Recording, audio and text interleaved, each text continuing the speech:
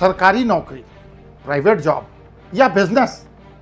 क्या आपके मन में भी यह सवाल है कि मुझे सरकारी नौकरी करनी चाहिए, प्राइवेट जॉब में अधिक सफलता मिलेगी, या फिर क्या मुझे बिजनेस की ओर जाना चाहिए? आज हम इसी विषय पर आज की वीडियो में बात करेंगे।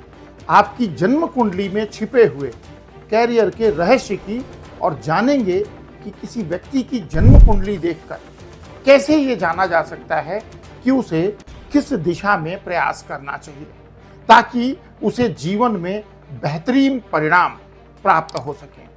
तो सबसे पहले बात करते हैं कुंडली के कौन से भाव कैरियर को दर्शाते हैं। सबसे महत्वपूर्ण भाव है दशम भाव, यानी 10वां घर, जिसको कैरियर हाउस भी कहते हैं। ये घर दर्शाता है व्यक्ति की प्रोफेशनल लाइफ, उसकी दिशा और उसका यश। दूसरा अहम भाव है छठा भाव, यानी छठा घर, 6th हाउस, जो प्रतियोगिता, संघर्ष और नौकरी के लिए जरूरी होता है। तीसरा है 11वां भाव, जो इनकम और सफलता के साथ जुड़ा होता है। और 7वां भाव, जो व्यापार और पार्टनरशिप का संकेत देता है। तो अब सबसे पहले बात करते हैं सरकारी नौकरी के योग की। कौन सी स्थिति ऐसी बनेगी जब आपकी कुंडली कहेगी कि आपकी कुंडली में सरकारी नौकरी के योग बनते हैं? यदि किसी व्यक्ति की कुंडली में दशम भाव में शनि, सूर्य या बृहस्पति की मजबूत स्थिति हो, सूर्य उच्च का हो, विशेषकर मकर, सिंह या मेष राशि में शनि और सूर्य की युति हो, या एक दूसरे से दृष्टि संबंध हो, छठे भाव में मंगल या शनि हो जो प्रतियोगिता में विजय का संकेत देते हैं, या दशम भाव में दशमेश की दशा चल रही हो, जातक का जन्म सूर्य अथवा मंगल के लग्न अथवा राशि में हुआ हो, तो ऐसे जातक को सरकारी सेवा में सफलता मिलने की संभावना बहुत अच्छी होती है। यदि चंद्रमा और बुध शुभ हों तो प्रशासनिक सेवाओं जैसे Indian administrative service, IAS, IPS, PCS का योग भी बनता है। अब जानते हैं प्राइवेट जॉब के योग जन्म कुंडली में कैसे पहचानें। यदि दशम भाव का स्वामी बुध, शुक्र या चंद्रमा हो और यह ग्रह विशेष रूप से तीसरे, छठे या 11वें भाव से जुड़े हों, लग्नेश और दशमेश का संबंध हो और ग्रहों की स्थिति ट्रांसफर, प्रमोशन या बदलाव को दिखाती हो, तो जातक को प्राइवेट सेक्टर में अवसर मिलते हैं। और यहाँ पर संचार यानी communication, media, information technology, management, sales और क्रिएटिव फील्ड्स में प्रगति देखने को मिलती है।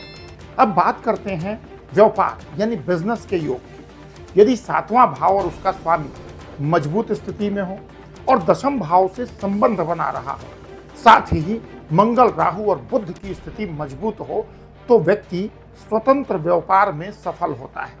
यदि चंद्रमा और बुध व्यावसायिक निर्णयों में मदद कर रहे हों, तो जातक में रिस्क लेने और प्लानिंग की क्षमता होती है। ऐसे लोग खुद का काम शुरू करके उन्नति करते हैं। अगर कुंडली में शुक्र, बुध और राहु की युति हो, तो व्यक्ति बिजनेस में बहुत जल्दी ग्रोथ करता है, खास तौर पर फैशन, मीडिया, टेक्नोलॉजी या ऑनलाइन सेक्टर में।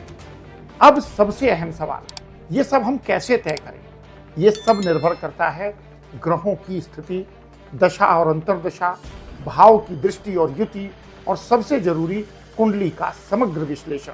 हर व्यक्ति की कुंडली अलग होती है, इसलिए करियर का योग भी अलग होता है। एक खास उदाहरण देखें। अगर किसी की कुंडली में सूर्य सिंह राशि में दशम भाव में स्थित है, शनि छठे भाव में है और वर्तमान में सूर्य की महादशा चल रही है, तो ऐसे व्यक्ति को सरकारी सेवा में प्रयास करना चाहिए। लेकिन अगर बुध तीसरे भाव में है और शुक्र से युति कर रहा है, तो वह व्यक्ति प्राइवेट सेक्टर में अपनी किस्मत चमका सकता है। और यदि सप्तम भाव में मंगल और राहु बैठे हों, तो व्यक्ति को बिजनेस में जाना चाहिए, खास करके ऐसे बिजनेस में जो टेक्नोलॉजी या निर्माण क्षेत्र से संबंधित हो। तो अब सवाल आपसे, क्या आपने अपनी कुंडली का विश्लेषण कराया है? क्या आप सही करियर की दिशा में आगे बढ़ रहे हैं? नीचे कमेंट करें, सरकारी, प्राइवेट या बिजनेस, और बताएं आप किस क्षेत्र में प्रयास कर रहे हैं। अगर आप चाहते हैं कि आपकी जन्म कुंडली की जांच करके सही दिशा में मार्गदर्शन मिले, तो आप हमारे व्हाट्सएप नंबर पर पेड कंसल्टेंसी के लिए कांटेक्ट कर सकते हैं, यानी संपर्क कर सकते हैं। इस वीडियो को शेयर करें और चैनल को सब्सक्राइब करें। मैं हूं आचार्य राजकुमार पांडे। मिलूंगा आपसे अगले वीडियो में, जहां पर हम खोलेंगे कुंडली के और भी राज। तब तक चमकाइए आप अपने कैरियर को ग्रहों के आशीर्वाद से। मिलते हैं अगले वीडियो में, तब तक के लिए जय श्री राम।